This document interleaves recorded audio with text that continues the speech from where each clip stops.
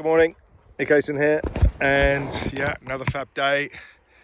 And if you've seen the last two conversations, you'll see that it's early, it's Saturday, and it's sunny. That's all you need to know. And I'm very happy because I like the sunshine and I like the coast, and and this is England, by the way, which is normally 6 months of wet and drizzle.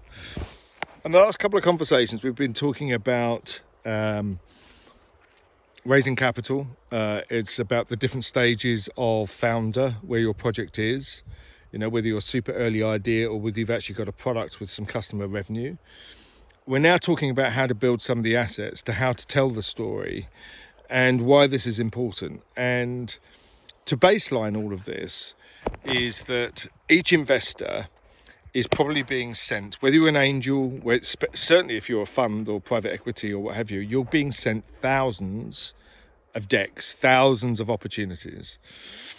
And in the previous conversation, I told you I don't like decks. I don't like seeing them, I don't like reading them, and I don't like doing them. But unfortunately, that is part of the territory, because the investor community works on a system and it works in an order, and it allows them to prioritize the projects that they're interested in. Okay, very simply put.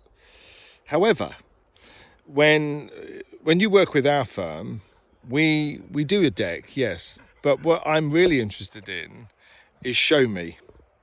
I'm interested in seeing what you have, the product, trying it, testing it, and then starting to think of ways that we can improve it, whether we can match it or merge it with another one of our investments, potentially, whether we could piggyback your tech stack or the tech stack on the back of somebody else's.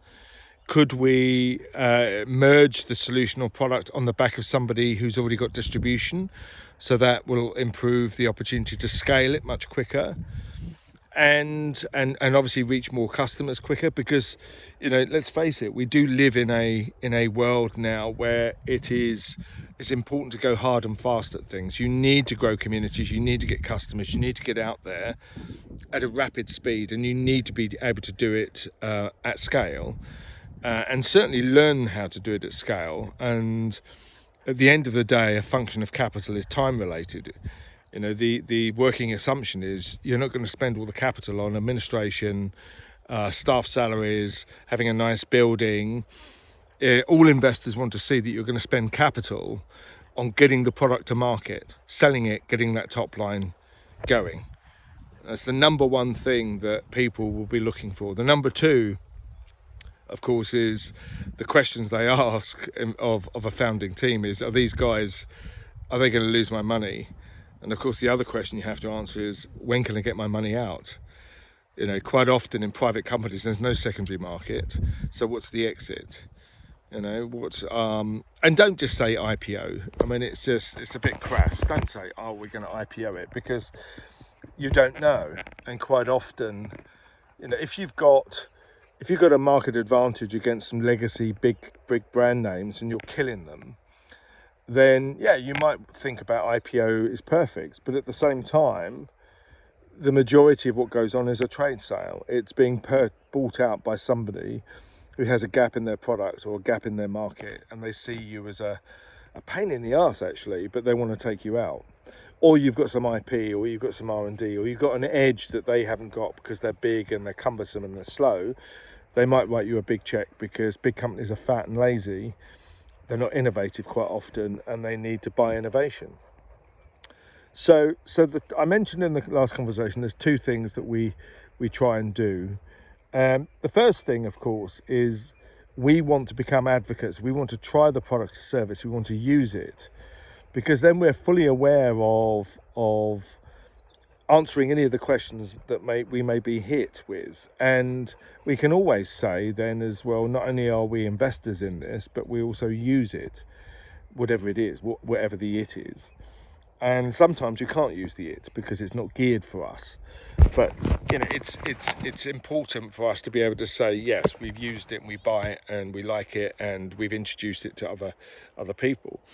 But as I said at the outset, we live in a show me world. So the reason we do what we do is we like to get investors in a room. We like to get hand-picked, hand-selected investors centered around a product or a service, a company that we work with, to showcase them.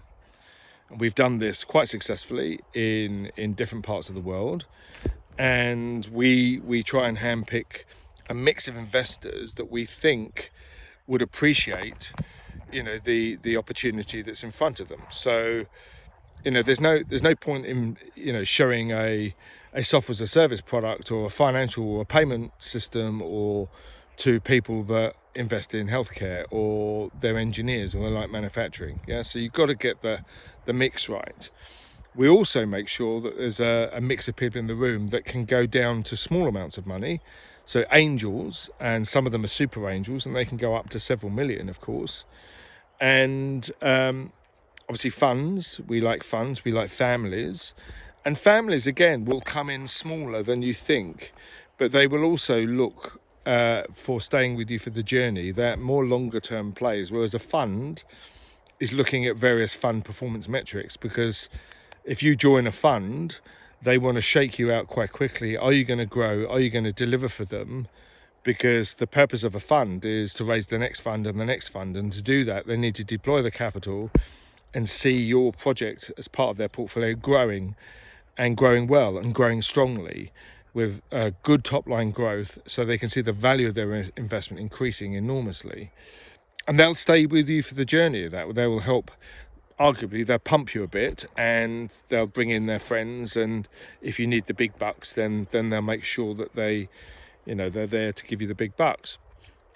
So all of these kinds of little strategies and nuances have a really big impact, and the founders and the management teams I talk to, you know, they don't understand some of these nuances, and they get enormously frustrated, and they say, well, we're getting nowhere with this, and we've had loads of meetings, but the questions are you meeting the right kind of investors? You know, are you automatically excluding yourselves because the investors you're meeting, you know? So for example, you go to angels, but you've got a 10 or 12 million valuation you put on your business, you've got a product, and maybe you've got some early customer traction.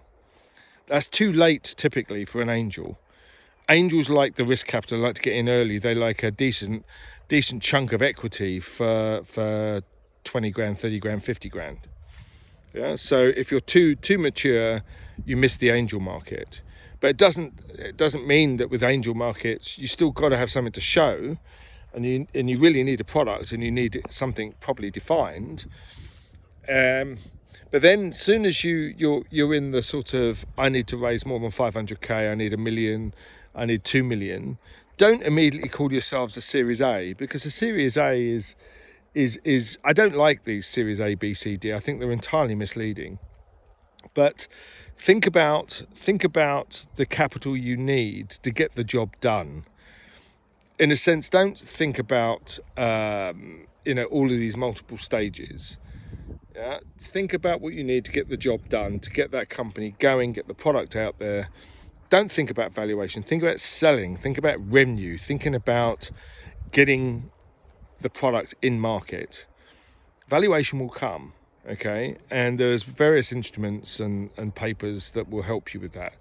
You know, there's safe notes, there's loan notes, there's all sorts of different things where you don't really have to face the valuation equation. So anyway, just a few thoughts, and talk soon.